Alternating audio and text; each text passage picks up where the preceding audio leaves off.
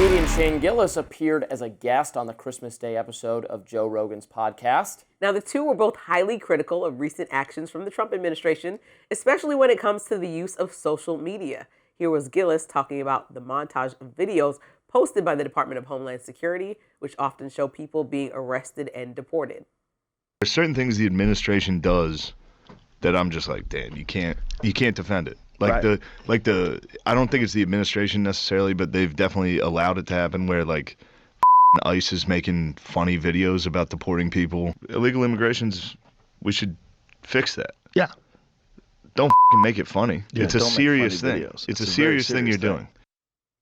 On a similar note, Gillis and Rogan looked at the plaques that were put up in the White House alongside the Presidential Walk of Fame. The plaques praise President Trump while disparaging many of his political foes, like Joe Biden and Barack Obama. Here was Rogan reading and reacting to the Biden plaque.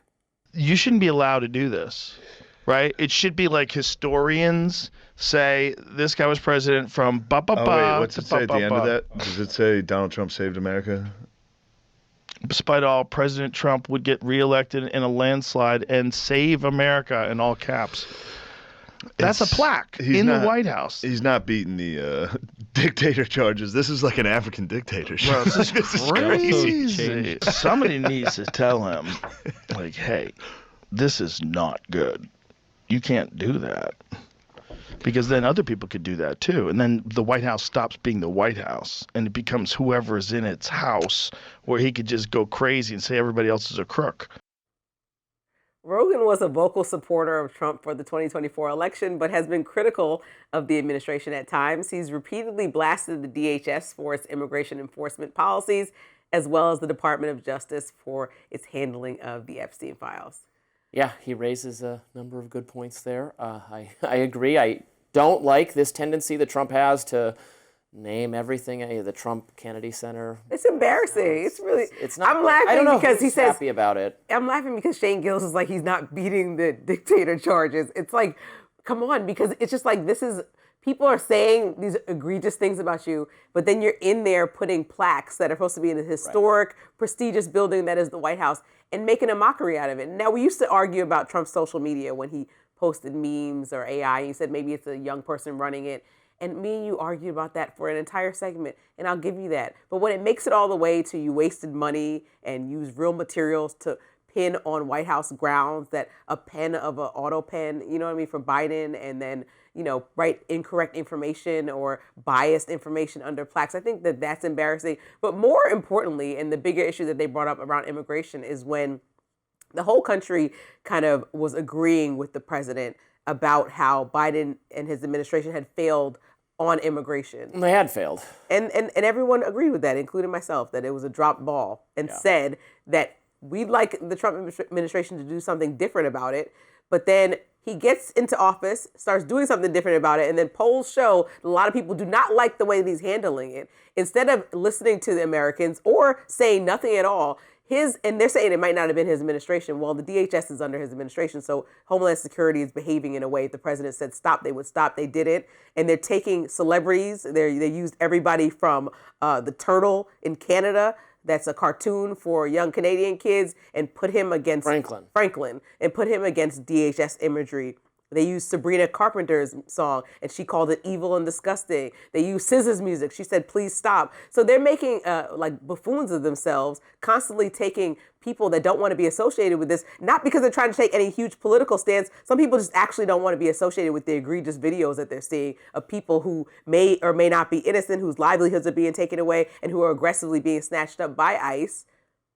And they just were like, don't put our music to this. Don't put our Franklin the Turtle to these policies. Like, we don't want to be associated with this. I mean, even to the point that Theo Von was like, please. And he's somebody who people considered a supporter of President Trump, said, please don't associate me with this. So what point will they get the message to stop making a joke out of something that should be so serious? If you think immigration should be handled in this serious fashion that a lot of the country disagrees with, then handle it that way. But you don't also have to then laugh in the face of people, some people that are innocent migrants here, that are not criminals here, whose families have been torn apart, and making jokes out of it because this is the way you choose to handle it. I think that that is childish, immature, and embarrassing for our country.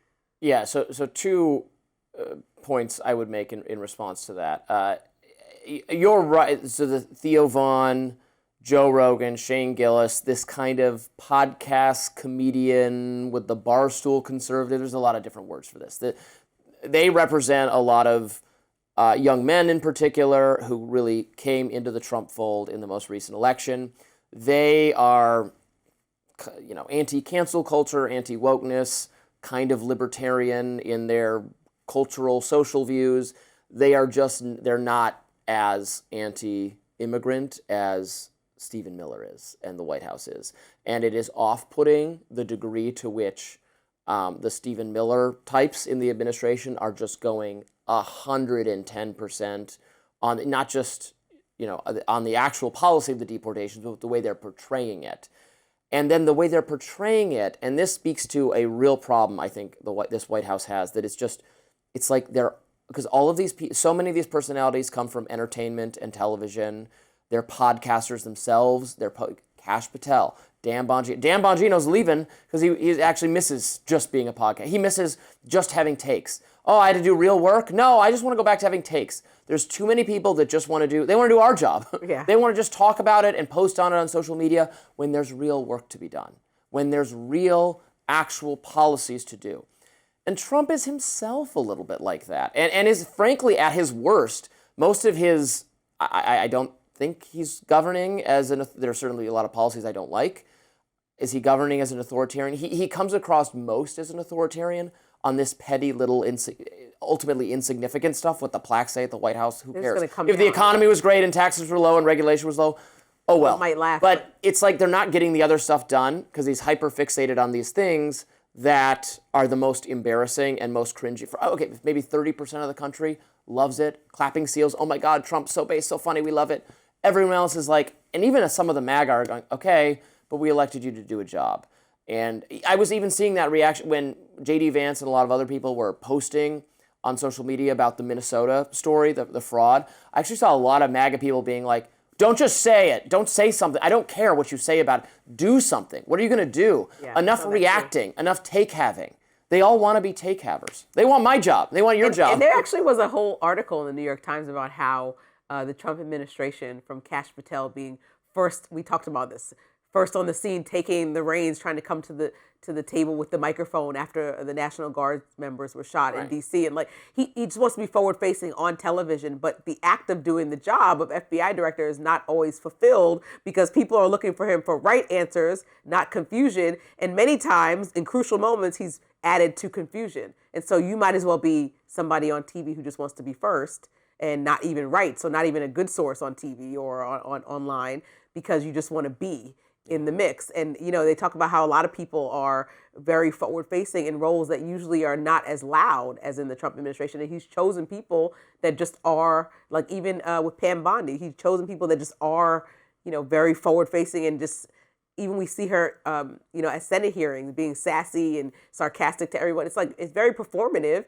and it works in a time if your policies are working or if you're effectively producing or having conversations about, let's say, the Epstein files or whatever for Pam Bondi, you've touted for months and months and months. But when you're not effectively doing your job and providing answers, but you're effectively just always on the forefront and just always causing confusion and just your face is always on TV, just questions arise as to what you're actually accomplishing in these roles. And many of them, like you said, are serious roles that require a lot of work. That's a key point, and people are just not doing their jobs. And so when Joe Rogan and Shane Gillis are sitting there having this conversation, it's like, some stuff that Trump does, you could get a laugh at it. It's like, this is so petty. Like, this reminds me of if I had an enemy in high school. But at some point, when the same people that voted for you for the economy that were on the fence with some of his antics the first time he was president are looking what they have now, they're like, wait, not only am I still feeling strapped by this economy, but you're still,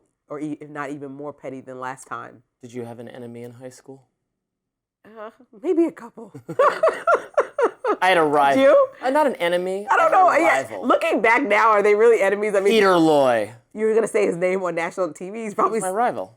Yeah, but what if he knows you right now? No, we're good friends. Oh, you guys are good. Oh, like a rival. We had a healthy rivalry. It's like He beat me at so many things. Like, give me an example, like sports. Yeah, he was we were the co-captains of the track team, and he was faster than I was. State champion in the mile or whatever. He's fast. So you got like he went on to run in college. You got like a participation award, captain? No, I got second place. Yeah, that's like a participation award. No, I didn't get second place. No, he won like actual statewide things. Wow. I was and he was the valedictorian or something. Maybe he was the second. I don't know. Well, look at you now. Right. Now he has to watch you on. Now he's on national he's a successful YouTube attorney, happily family man. He's doing very well for himself. But well, that's good. So you guys keep in touch then. He's not a rival. I keep in touch with all of my high school and even my grade school friends. Over this holiday break, I was back in Detroit. I introduced my fiance to a best friend of mine from first grade. Wow. Well, I think my oldest friend might be from third grade, but that's pretty cool. I'm still close with a lot of the people from the old days. Look at you. Yeah. Next up, a new article from Axios details how Vice President J.D. Vance could best position himself to make a run for the presidency. We'll take a look at that next.